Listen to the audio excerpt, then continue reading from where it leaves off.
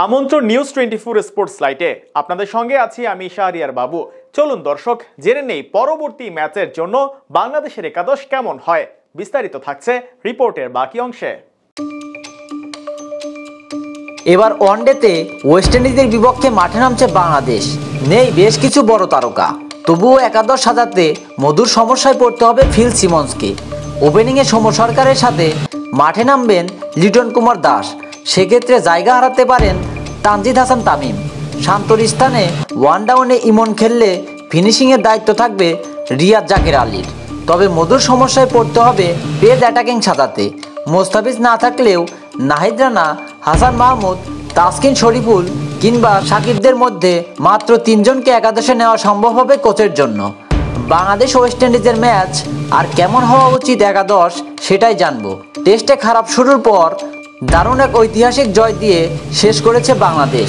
তবে এবার নিজেদের পছন্দের ওয়ানডেতে মাঠে নামতে যাচ্ছে টাইগাররা। যদিও উইন্ডিজের মাটিতে নিজেদের বেশ কিছু সেরা তারকা ছাড়াই মাঠে নামবে বাংলাদেশ। সাকিব আল হাসানের সাথে সুরা হয়নি বিসিবির। এদিকে ইনজুরিতে মুশফিক শান্ত হৃদয়, ছুটিতে মোস্তাফিজুর রহমান। সব মিলিয়ে এই 5 তারকা ক্রিকেটার প্রত্যেককেই একাদশে অটো চয়েস ছিলেন।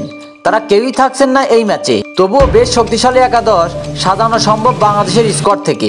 বিশেষ করে বোলিংয়ে আছে বেশ কিছু ভালো অপশন। ওপেনিংয়ে স্কোয়াডে আছেন 4 জন, লিটন, সৌম্য ও তামিম ইমন।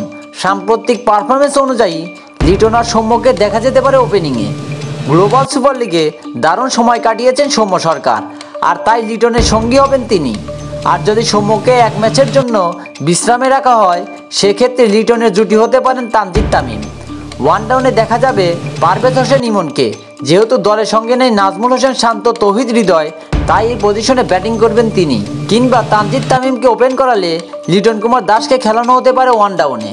4 নম্বর পজিশনটা সাকিব আল হাসানের জন্য বরাদ্দ থাকলেও দলে জায়গা হয়নি তার, আর তাই এই জায়গায় ব্যাটিং করতে পারেন অধিনায়ক মেহেদী হাসান মিরাজ। মুশফিকুর রহিম না থাকায় 5 নম্বর অপশন আছে কয়েকটি। বিশেষ করে আফিফ হোসেন ধ্রুবকে দেখা যেতে পারে এই পজিশনে। 6 নম্বরে দেখা যাবে মাহমুদুল্লাহ রিয়াদকে। দলের সঙ্গে নেই কোনো সিনিয়র প্লেয়ার, আর তাই একমাত্র মাহমুদুল্লাহর উপরেই থাকবে সবার নজর। 7 ও 8 নম্বরে ব্যাটিং করবেন জাকির আলী অনিক ও রিশাদ হোসেন। 3 পেসার নিয়ে মাঠে নামবে বাংলাদেশ। কারা হবেন তারা? এই প্রশ্নের উত্তর পেতে সবচেয়ে বেশি পরিশ্রম করতে হবে কোচ ফিল সিমন্সকে। কেননা দারুণ ছন্দে আছেন তানজিম, সাকিব, নাহিদ রানা, হাসান মাহমুদ, তাসকিন, শরীফুল সবাই। সেক্ষেত্রে অবশ্য নাহিদ রানাকে এই পিচে ব্যবহার করতে চাইবেন তিনি। নাহিদের সাথে বাহাতি হিসাবে সুযোগ পেতে পারেন শরীফুল ইসলাম। আর তাসকিন আর তানজিম, সাকিব এর মধ্যে একজনকে বেছে নিতে হবে।